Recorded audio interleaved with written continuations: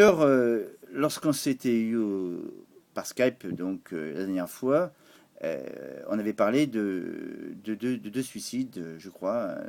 Et alors, apparemment, il y a donc encore, moi j'étais pas au courant parce que la presse n'en a pas parlé, deux autres suicides de membres de force de l'ordre. C'est ça.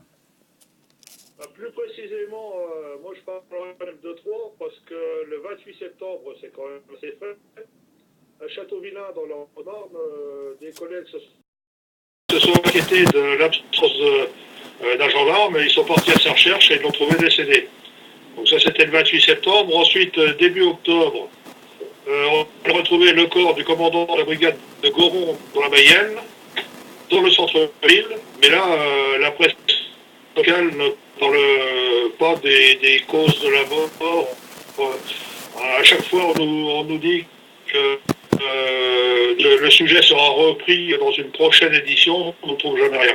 Et le troisième décès, c'est un policier qui s'est immolé dans sa voiture à Tal-Hermitage. Donc, en l'espace de combien de temps, ça donc? Bah, entre le 28 septembre et puis le 7 octobre, hein, en l'espace d'une semaine. C'est énorme, c'est énorme. Le premier, donc le premier suicide, les circonstances exactes, on les connaît pas. Enfin, la première mort, premier décès. Non, à Châteauvillain, les collègues se sont inquiétés de l'absence de leur camarade, donc il est fort probable qu'il avait laissé une lettre ou qu'il avait déjà, comment dire, parlé d'intention suicide. Mais bon, ça j'extrapole, hein, parce que la presse ne dit rien, la gendarmerie, c'est pas la peine que j'appelle la brigade ou la compagnie, ils resteront très discrets sur ce genre de drame. Il avait quel âge? Non. Ben là, je sais que celui de Châteauvillain avait 46 ans. 46 ans. Le commandant de brigade de Goron, je ne sais pas. Et concernant le militaire, le policier à Tal-Hermitage, je n'ai pas d'âge non plus. Hein. D'accord. Enfin, en général, je me suis rendu compte que ça touchait souvent des gens entre la quarantaine et la cinquantaine. D'accord, cinquantaine. Et il y avait des témoins lors de... Il y a eu des témoins qui ont assisté, non? Non, absolument pas. Hein. Les gens en général, quand ils se suicident, c'est toujours dans les vestiaires, c'est toujours en dehors de la brigade ou dans un bureau, mais à la prise de service, ou à leur domicile, mais ils font ça quand ils sont seuls. Là. Bon, 90%, il est très rare qu'un gars, c'est déjà arrivé, mais il est très rare qu'un gendarme ou un policier se suicide devant ses collègues. Devant ses collègues, oui, d'accord. C'est arrivé une fois, il y a un mois ou deux, je crois, dans la brigade, hein, dans le commissariat, je crois. C'était même le commissariat. Oui, non, mais ça arrive, mais c'est plutôt rare. Hein. C'est plutôt rare, tout à fait. Et la police, donc, enquête, ou c'est la gendarmerie qui enquête, ou la police, hein, dans ces cas-là? C'est toujours, il n'y a pas de, ça dépend où ça se produit. Ça peut être si c'est un policier qui se suicide dans sa résidence en zone de gendarmerie, la gendarmerie enquêtera. Hein. Il y a pas de, c'est le parquet qui décide du service qui va procéder à l'enquête. Hein. C'est ça, en fonction des zones de couverture, tout à fait. Et les circonstances, bon, on peut parler de problèmes familiaux, on peut parler aussi de problèmes professionnels.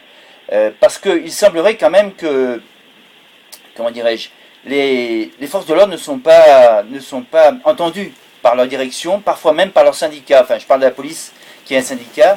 Il semblerait quand même que le syndicat ne parle pas de ces problèmes et les résout pas. Moi, s'agissant de la police, je ne sais pas ce qui se passe exactement avec leur syndicat. Hein. Nous, aussi, au niveau de l'association Gendarmes et Citoyens, ce que je peux dire, c'est que dans notre mensuel numérique, et gratuit que nous publions, nous mettons toujours les faits qui sont portés à notre connaissance. Mais souvent, ça se résume en trois lignes. Oui, d'accord. Parce que en fin de compte, les conditions de travail sont de plus en plus difficiles.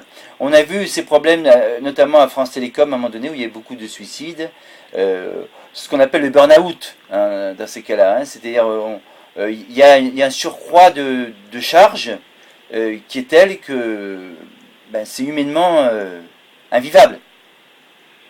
Oui, on peut parler de ça, mais disons que il n'y a pas de cause particulière. Hein. Ça peut être un problème familial. Moi, j'ai connu un collègue qui s'est donné la mort, que son épouse en avait marre de vivre en caserne, et elle est partie. Lui, il s'est retrouvé seul, et puis un jour, il a décidé de passer à l'acte. Hein. Souvent, on arrive à la dépression. Hein. Ça crée de la dépression. Les gens finissent par ne plus supporter leurs problèmes, hein, que ce soit des problèmes financiers, que ce soit des problèmes de couple. Il y a des tas de problèmes, ou alors ne plus arriver à supporter la confrontation à la mort, à toutes les autres qu'on peut rencontrer dans la carrière. Qui est un métier, oui, tout à fait. Ce sont des circonstances tout à fait particulières et des réactions que l'on peut avoir face à la mort, face à la détresse humaine auquel vous êtes confrontés pratiquement tous les jours, certains en tout cas, pratiquement tous les jours. Mais il semblerait aussi que, comment dirais-je, les forces de l'ordre n'ont plus le droit n'ont pas beaucoup de droits en fin de compte, notamment, par exemple, ils assistent à un hold-up. Ils ne peuvent pas tirer sur des voyous. Il faut attendre que les voyous leur tirent dessus. Je ne me trompe pas? Oui, mais ça c'est... Non, mais ça c'est là on en vient au problème de la légitime défense, mais je pense pas que ce soit ça qui amène au sujet qui nous intéresse aujourd'hui, à savoir le suicide. C'est pas... ce qui peut arriver, c'est peut-être un petit chef qui opprime son personnel, mais c'est toujours le même problème. C'est-à-dire qu'à un moment, à force d'avoir les problèmes qui s'accumulent, on va à la dépression, on va au drame. C'est ça, problème qui s'accumule. Et justement, est-ce que certains policiers ou gendarmes rencontrent des psychiatres justement pour éviter d'en arriver à ces extrémités-là? Au niveau de la police, de la gendarmerie, effectivement, il y a des psys qui se mettent en place petit à petit. Le directeur actuel, le général Favier, a décidé de créer des cellules d'écoute, hein, pour essayer d'éviter, d'enrayer cette multiplication des drames qui se produisent en gendarmerie.